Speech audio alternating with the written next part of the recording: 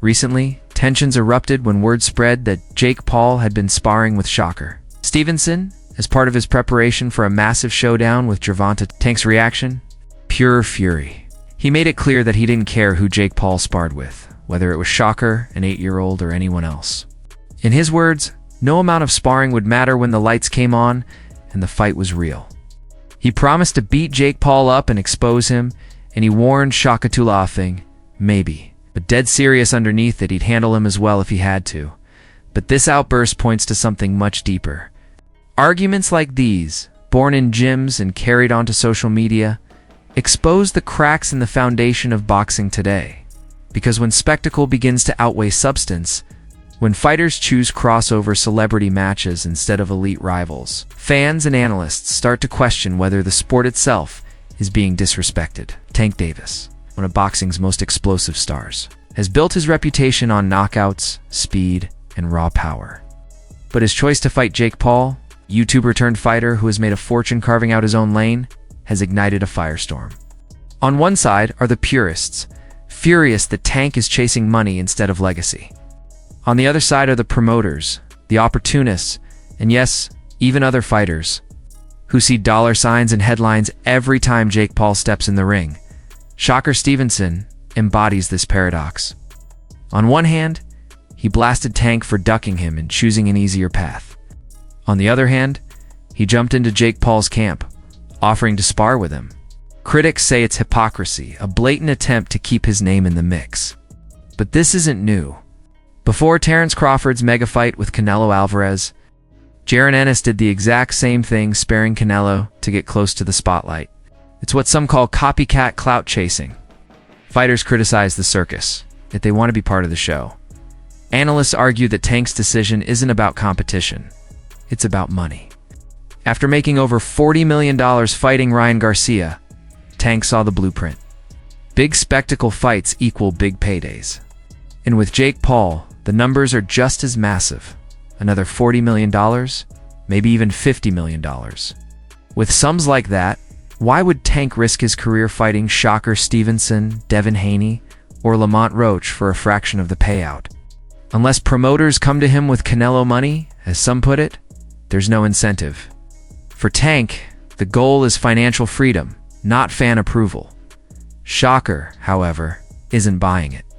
He's made it clear, real fighters face real challenges. He called Tank's choice disrespectful to the sport, accusing him of ducking. In his eyes, it's simple: if you call yourself the best, you prove it by facing the best. And Stevenson insists he's the top fighter in the game. The fact that Tank turned away from him for Jake Paul is, in his mind, undeniable proof that money has taken over boxing's soul. Fans press Tank on this point. Why not fight Shakur, Devin Haney, or Teofimo Lopez instead? Tank's response was blunt. He doesn't care what fans think. In his eyes, they're fickle. One loss, one bad night, and they'll abandon you anyway. Why should he risk it all for their approval? He told critics to sit back and enjoy the sport, to stop digging into fighters' personal lives, and to let him control his own path. But public opinion didn't stop the wave of commentary. Michael Jai White, the actor and martial artist, gave his perspective. No matter what Jake Paul accomplishes, he'll never be a legitimate boxing champion. Starting late in life, fighting aging legends, cherry-picking opponents, none of it adds up to true legacy. White said flatly that until Jake beats a real top 10 contender, he'll always be an entertainer, not a boxer. That reflects the view of many purists. Paul is spectacle, and not substance. Daniel Cormier, a UFC legend, went further, calling Tank versus Jake boring. To him, Tank doesn't need this fight, and Jake doesn't deserve it. The matchup, he argued, is designed to grab headlines and social media clicks, not to elevate boxing. And the weight disparity adds to the absurdity. Tank's last fight was at 136 pounds. Jake Paul fights as a cruiserweight, sometimes walking in close to 200. The visual mismatch at their face-off, Tank looking small next to Jake, was described by some as embarrassing. But others reminded fans that appearances can deceive. Tank's speed, precision, and power are real weapons. and Jake Paul has never faced someone with that kind of skill. Still, critics ask the obvious. Why isn't Jake Paul fighting men his own size? The answer lies in business. Jake Paul plays by his own rules. He handpicks opponents, balancing risk and reward, knowing that controversy sells.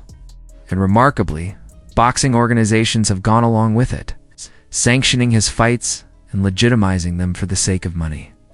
That's why some say the real embarrassment isn't Jake Paul himself, it's boxing allowing this to happen. Yet, here's the truth. As much as fans criticize, they will watch. Commentator Showbiz, the adults, summed it up best. Is the fight ridiculous? Yes. Are we going to watch it? Absolutely. Because in the end, spectacle draws eyes, even when credibility suffers. But not everyone dismisses it completely. Teofimo Lopez pointed out that while the fight is an exhibition, it does bring fun and entertainment to the sport. In boxing, after years of corruption, mismatches, and declining viewership, could use a little fun. Lopez, like others, made it clear though, what fans really want is Tank versus Shakur, Tank versus Haney, Tank versus the best. The Jake Paul fight might be entertaining, but it's not history. Former champion Tim Bradley added another layer. He reminded critics that fighters are human. Tank grew up in chaos, with parents addicted to drugs and time spent living with his grandmother. Boxing saved his life.